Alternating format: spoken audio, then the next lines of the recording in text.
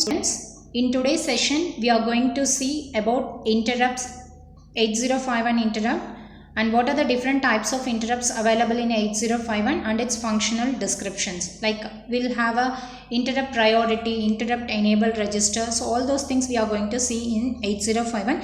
In addition with that, we are going to see the polling also, which is an important topic, which is the very much equivalent, that is which is equal to your interrupt signal, but there is some difference between your interrupts and polling that we will be discussing in this particular session. Okay, so what is meant by an interrupt in case of your microcontroller? So interrupt is nothing but it is some disturbance. Interrupt is nothing but it is some disturbance that suspend your current program execution. That suspend your current program execution. For example, you consider I'm going to write a program. For example, I wanted to create a time delay. So I'll write it here, move a comma hash 55. Move p1 comma hash move p1 comma a, that is whatever content you have in accumulator that you are moving on to your port 1 register. Then a call delay. It means that when this particular instruction is executed, some disturbance has occurred that is temporarily suspending the main program. So it is your main program. For example, in your previous program, what we have seen for transmitting and receiving the data. So in this, if you see, it is your disturbance, that is it is calling your subroutine program. So it is deviating from your main program. So if anything is deviating from your main program, that is called as your interrupt. So interrupt is nothing but your disturbance that temporarily suspend your current execution. You can take an example. We will be working on one computer. Okay. So somebody is giving a print statement. Somebody is giving a print statement from some other computer, but this particular computer is having the complete control towards that particular printer. So the person who is working in this system 1 will receive a signal accept print or yes or no, like that. So it means that he is giving a interruption signal to this particular system. So here that so whatever program, whatever command that he or she is working, it will be temporarily suspended and he will be giving yes or no to this print command. So interrupt is nothing but it is a event that temporarily suspend the present execution of your program. So when that interrupt is occurred, the control will be transferred. For example, in this, as I said here, when print command is given to this particular system, after giving S, the control is again transferred to the external source for it to complete the task. So the present execution of the program is stopped and the requested signal is served. So it is called as your interrupt. There are different types of interrupt. The first one is going to be your external interrupt and the second one is going to be your internal interrupt. So in what way these interrupts are important? So in what way we need to focus on this particular interrupt, in the sense when the interrupt is executed. For example, you consider you are having a microcontroller. When a microcontroller is receiving an interrupt signal. So when a microcontroller is receiving an interrupt signal, the microcontroller, what it does in the sense, it stops the present execution. That is whatever it is executing at present, it will stop and says the address of the next instruction to be executed in the program counter. This I will explain it by means of a program. For example, move a comma hash 55. Okay. Then move p1 comma a. Okay. Then a call delay. Okay.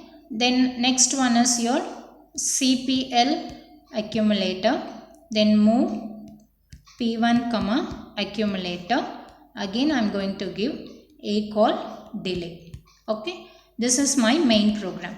I'm going to write one more subroutine program that will define my delay function, delay. Okay, you consider I'm going to write the delay program using a timer. So using a timer, if I'm going to write, I'll be setting my timer run bit. So timer run bit is set. Then I will check whether this timer flag is having any bit or not. If it is not having, I'll be continuing my loop with L1. Once it is set, I have to clear my timer run bit. Then I have to clear my timer flag. Then I'll be giving my return statement. So interrupt. So when the first line is executed, 55 is moved on to your accumulator. When the second line is executed, your accumulator content is moved on to your port. Then ACALL delay. When this line is executed by your assembler, the control will be transferred to your delay program. It means that you have a register called program counter. Program counter is nothing but your 16-bit register which stores the address of the next instruction to be executed. For example, when your assembler is having the control in this particular line, okay, your program counter address will store this line address. When your assembler execute this ACALL delay instruction, the program counter will store the address of the next instruction to be executed. In the sense, it will not store your address of this particular line. It will store the address of this delay program. So it starts execute. Once it sees the return statement, when the return statement is executed, your control will get transferred to the next line of your call instruction. It means that when your assembler sees this return instruction, your program counter will automatically retrieve this main program address, that is CPL accumulator. It means that for certain amount of time, your main program is interrupted and your subroutine program is under process. It is one of your internal interrupts, that is you are voluntarily creating an interrupt just to satisfy your operation. Next, after executing, then again the control will be transferred. This is how it will be working. Then you are having different types of interrupts. Types of internal interrupts. Internal interrupts are of three types. One is your TF0, TF1, RI and TI. Also we know that what is the function of TF. That is TF is nothing but timer flag. When we will be using this timer flag, in the sense, for example, if I wanted to have a time delay of 5 millisecond, for this 5 millisecond, we will be calculating. After calculation, you will be loading the data on TH register and TL register. Once the data is loaded, it starts to count from 0000 to the count whatever that is to the specified time period. Once it is over, your timer flag will be checked. So timer flag is set as soon as the count is over. So once the timing is finished, once the timer flag completed its timing factor, then your timer flag will either set or reset. Timer flag is set after the timing is completed. Then RI and TI means it is receiving interrupt and transmitting interrupt. TI plays a vital role when you are transmitting the data. So once the data transmission is completed, your TI will be set. Once the data is received, then your RI will be set. So all these three interrupts are internal interrupts which is going to happen because of the operation that we need according to our applications. So this serial port interrupt RI and TI we have discussed by means of a program only. Next is your external interrupt. External interrupt means INT0, that is for under P3.2 and INT1. We know that port 3 serves dual function. One is it acts as an input IO port, that is it acts as an input port or output port, and the other functions of the port 3 is it serves as a interrupt, that is RxD. Two pins meant for transmitting or receiving your data. 2 pins meant for interrupts, that is INT0 and INT1, and 2 other pins it serves for your receive interrupt and transmit interrupts. Likewise, it has, your port 3 has a multiple functions. In that, port 3.2 and port 3.3 stands for your external interrupt. Next one, we need to see what is the priority of the interrupt. So the priority need to be served, right? So what should be the priority of the interrupt? These are all the 5 interrupt. In that, by reset, reset is having the highest priority.